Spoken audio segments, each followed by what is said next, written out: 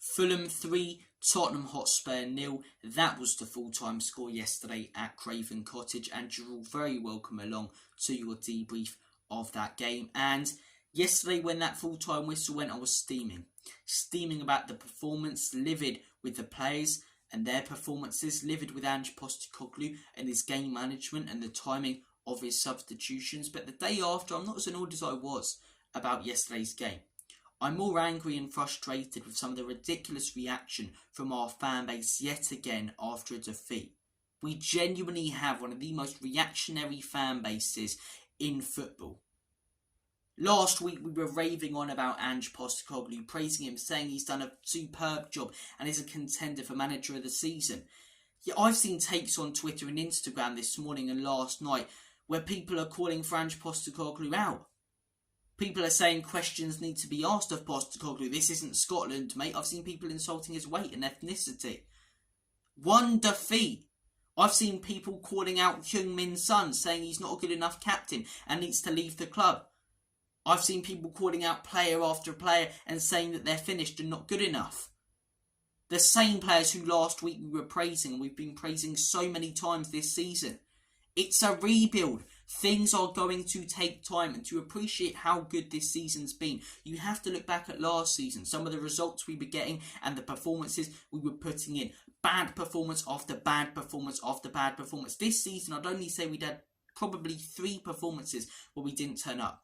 The Wolves game yesterday and the Brighton game. Every other game this season, in phase 1 of our rebuild, the players have turned up and given it a go, no matter the scoreline or result. It's ridiculously overreactionary. It's absolutely unreal how our fan base reacts to one defeat. And as I say, last season, finished 8th, no European football. We lost Harry Kane before the start of the season. Opposition fans were predicting us to be in a relegation battle. And we as Spurs fans, a lot of us, were predicting us to finish mid-table, maybe scrape Conference League or Europa League. We're contending for Champions League. We're 6 points clear of Manchester United in 6th, and it's looking very likely that England's going to get the coefficiency. So it's very likely that we're going to get Champions League football in our first season under Ange Postecoglou. Yet the third time we don't perform and don't turn up for 90 minutes this season, people are calling for the man to go. If you genuinely want Ange Postecoglou to go, what do you actually want to happen? Who do you want to come in, and how do you think they're going to solve the problems at this football club?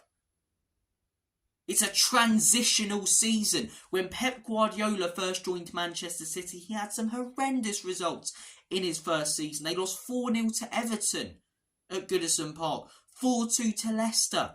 When Klopp first joined Liverpool, he had some horrendous results. I believe they finished 8th in his first season. When Arteta first joined Arsenal, they finished 8th. They finished 8th the season after, but the ownership backed him, and now for the last couple of seasons they've been contending for the league title.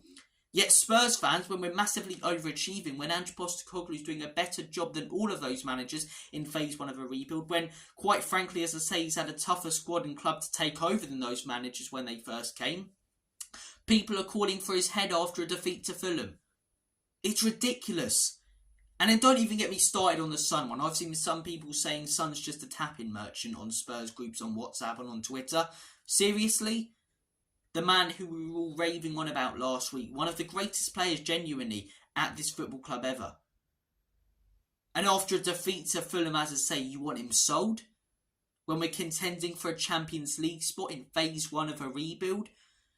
It's ridiculous. It's absolutely ridiculous. It's reactionary and it's bollocks. I don't know if some of our fans purely do it for clicks and for interactions on Twitter, or if they're just genuinely thick.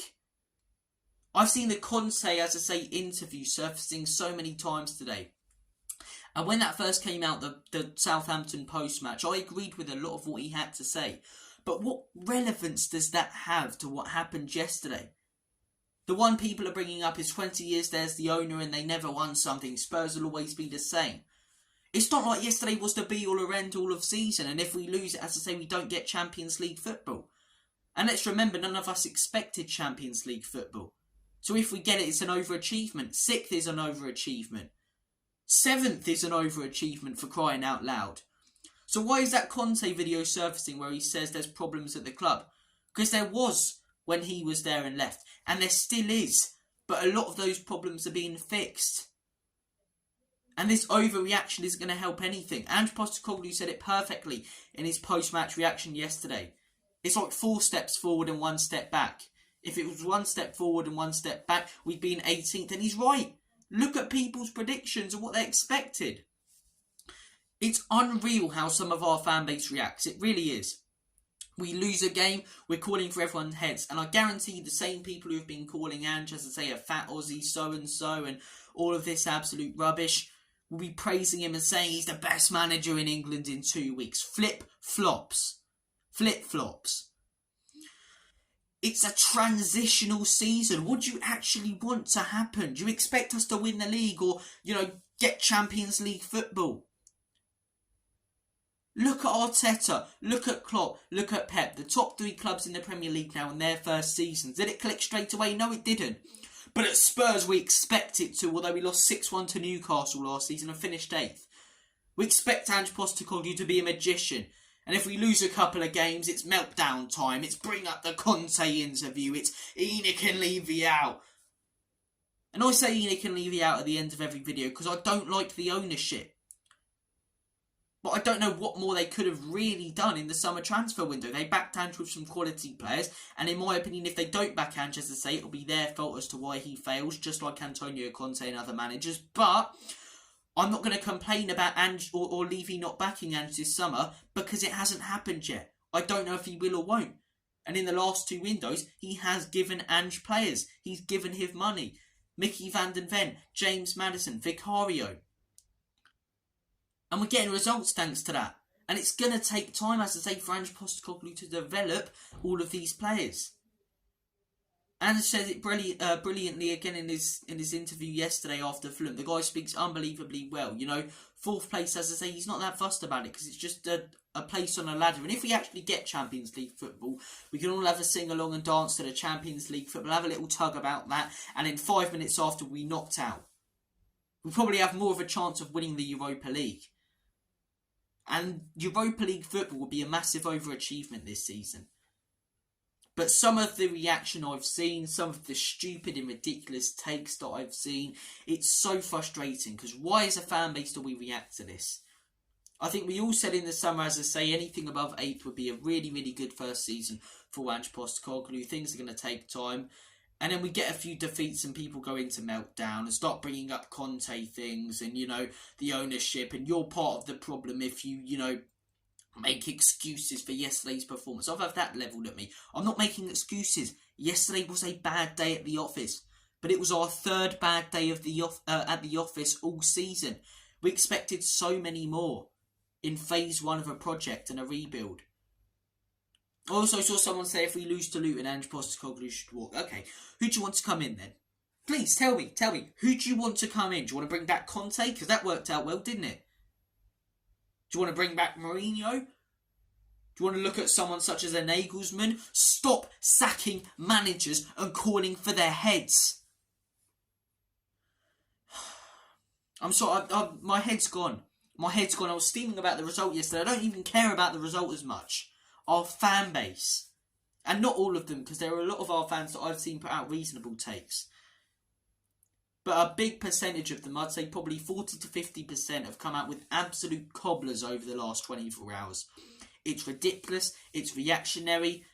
I think probably 25% of those fans do it for the clicks and interaction and following, and as I say, but others that genuinely believe it, it just, if you're saying Ange out, you're a moron. Genuinely, you are. It's just overreactionary rubbish. It really is. Look, I've had a rant about our fan base. I'll try and talk about the performance as I always do in the rebuild, because in the debrief, because it wasn't good enough yesterday. No one turned up, in my opinion. Brennan Johnson and Werner could have had, or to be honest, should have had 2 goals in added time, and we didn't score them. Those 2 players, as I say, I'm still questioning those 2 and whether they're good enough or not. Heung-min Son, off day yesterday, but as I've just ranted about for 10 minutes, I don't want to see any ridiculous overreaction about that. The guy's a world-class player. And yeah, I don't think yesterday's result will affect us a lot in the long term. I think it was a bad day at the office. I think it was an off day. We haven't had a lot of them this season, and it doesn't really affect anything. It doesn't mean we're not going to get Champions League football. It doesn't mean we're not going to get Europa League football. It just means that we lost yesterday's game and put in a very, very poor performance. We've got a chance, as I say, to make it right in a couple of weeks against Luton at home, which is a game that we should be winning. But then if we lose that game, of course it will be disappointing. Of course we'll question Ange Postecoglou's tactics. But if we lose that game, I assure you there'll be a lot more people saying Ange out. And that will start to grow just like it did with previous managers.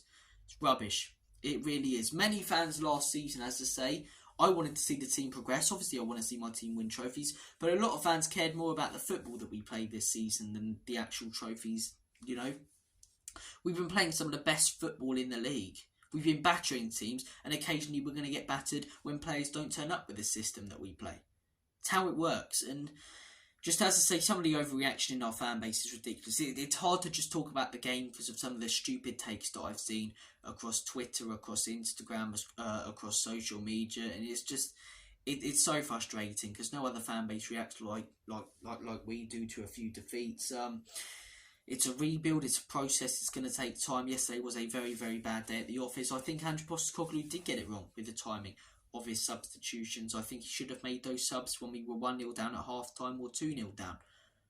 But to insult the man and question his integrity and question whether he's the man for the job after that, after everything he's done so well this season and changed at this football club, it's ridiculous. It's absolutely ridiculous. Look, I'm trying to look for positives coming out of yesterday. It's hard to find any.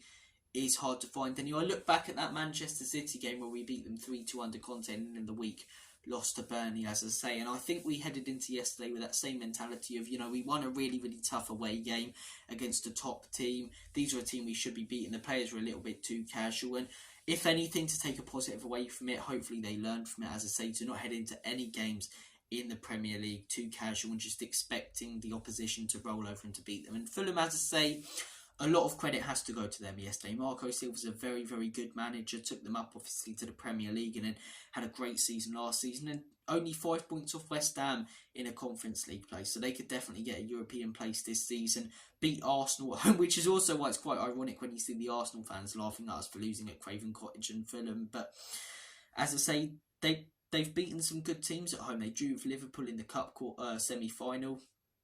They beat Arsenal, obviously. They beat us. They're a good side for them. Beat Man United a few weeks ago. We should have been beating them, of course we should, but it's not like we lost 3-0 to a Sheffield United or a Burnley. They're a very, very good side, very well coached, away from home, and they outplayed us and outclassed us. There's not a lot more to it, in my opinion, no matter what other reactionary fans say, apart from that it was a very bad day at the office. A few players, as I say, questions need to be asked about them, the likes of Timo Werner and Brennan Johnson. And we've got to move on to the next. As I say, it's all about developing these players in this rebuild. It's phase one. Things are going to take time to click. And hopefully we get the win against Fulham. And you'll see all the same fans who've been calling for Ange Postecoglou's head this weekend, praising the man. It's ridiculous. It's ridiculous. Look, as I say, I'm struggling to talk about the actual performance. I mean, with the 3 goals, I'm looking at that first goal. I think that's down to Dragusin. I think if that's Van der Ven, he probably does a little bit better there. He's closer to his man and slides in. But the second goal, in my opinion, is due to Brennan Johnson. He sort of just stops tracking his man, allows him to play in an easy pass. It's a good finish from your man from Fulham. And the third goal, as I say, it's just very poor defending from Spurs, sort of rolled into the back of the net. Just a very, very bad day at the office. I'm sure Ange Postecoglou will, show the players. I'm sure he'll train them, as I say, as much as he can over the next few weeks, the ones that are here instead of on the international break. I think yesterday's also saw, because we don't have a chance to put it right next weekend or in the week. We have to sort of sit on this one for a couple of weeks, which is frustrating. But I think when we look at the table at the end of this weekend, if you're a reasonable fan, you'll still look at this season as massively positive. And yesterday, it was an off day, it was a bad day at the office, but we've had so many good ones this season.